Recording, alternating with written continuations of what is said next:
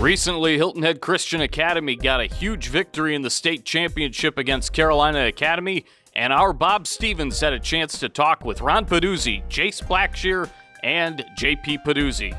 Here are those thoughts right now. Hilton Head Christian Academy came so close to a state championship in 2019, losing the title game in overtime. Think maybe that was a little fuel for the fire this fall. Head football coach Ron Peduzzi, JP Peduzzi, and Jace Blackshear. Those guys have so many slashes beside their names for the different positions they played that we'll just call them star seniors of a championship team. Congratulations, guys. First of all, Coach, let me ask you first.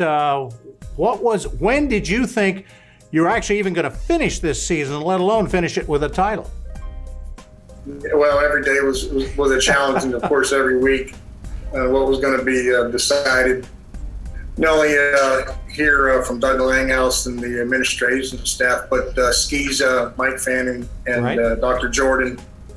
They did a great job as far as how it was set up and their system. And then we were, I think there were a couple times we were close not playing a couple games, but it did work out. And the playoffs was another scenario where you really hold your breath every day, whether you're going to play or not. And the situation there is if you couldn't play, you would forfeit. But if you got to the championship game, they were going to delay the championship game until both teams could actually play it. So we could have been actually playing this week. It didn't turn out that way, so we were able to get all our games in and be successful, of course. And you guys rode some great momentum to that championship. It is often said of football teams, if you've got two quarterbacks, you've got no quarterbacks. You guys set that on its ear. JP, tell me a little bit about how you and Jace split the job at quarterback and still kept each other happy. Yeah, you don't see two quarterbacks that often, and I think what happened was I would start the game, and Jace, we would switch off throughout the game, and whatever was working, we would stick with that. And I think it was just something great that no one knew how to stop, because it was kind of a pick your poison type of thing. You try to double one of us, and you leave the other one and a couple other guys open, and I think that's why we're successful. Yeah, because Jace, let me ask you this one. You guys brought a little something different to the table when you were at quarterback and when the other guy was at receiver or running back, didn't you? JP, he was really good at staying in the pocket and keeping his eyes downfield. And I feel like with me at quarterback, it was a little bit more advantage for running the ball and scrambling and keep the defense on their toes. And then I was able to find JP downfield. So it was really special. All right, if you had one more game to play and only one of you could play quarterback, raise your hand. Who wants to be the quarterback and who wants to be the receiver running back? It doesn't really matter to me. I'm cool with whatever. Oh, look at that. You took the high road. Way to go. Good play. Coach, again, it was really a magical season, wasn't it? You guys peaked at what seems to be exactly the right time at the end of the season, even though, as you said, you were going kind of day to day.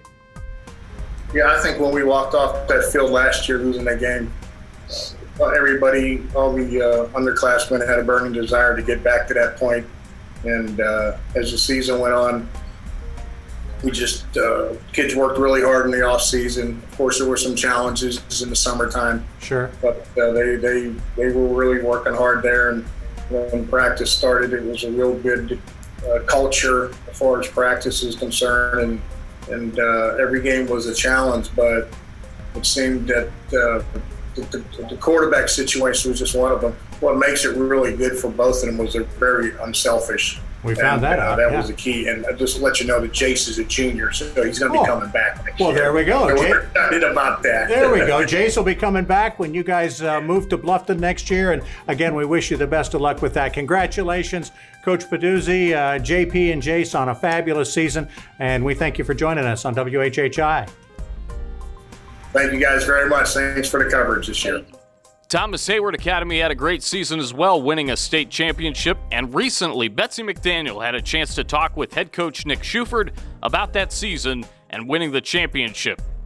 Nic Shuford, the head coach and athletic director from Thomas Heyward, is here. And Nic, you just had a really great win, another one in the books, the third one, I think. So tell us about it. It's been a fun journey. We were able to get our third one in a row at Charleston Southern this past weekend or 2 weekends ago, and it's been a fun ride. And those seniors really, it's paid off all the work they've put in the past 4 years, being able to get that third one. Absolutely. So now, though, that you do have some of those guys graduating, what do you think the program's going to look like next year? We got a lot of good guys coming back, a lot of younger guys that have bought into what we're trying to do, and they've seen the groundwork that's been laid by the guys ahead of them. So, we're not going to go out and start talking four-peat or anything, but I think we're going to have a group of guys that are going to compete and have the same goals in mind. Excellent. How was this year different for your team, and how were you able to keep that morale going, keep everybody pumped up, and still going towards that goal of winning a third time? This year's been crazy with everything going on, and we're just very blessed to be even. If you'd have asked me in August if we'd been playing in November, I would have said you were crazy. Right. But, our guys bought in and did everything they were supposed to do and followed the protocols, and we were lucky enough to be around in November. And, just a testament to them doing what it takes to be able to continue playing. And so obviously we don't know what this coming year is going to look like. We hope it's going to look a little more normal, but when do you guys start preparing really for the next season?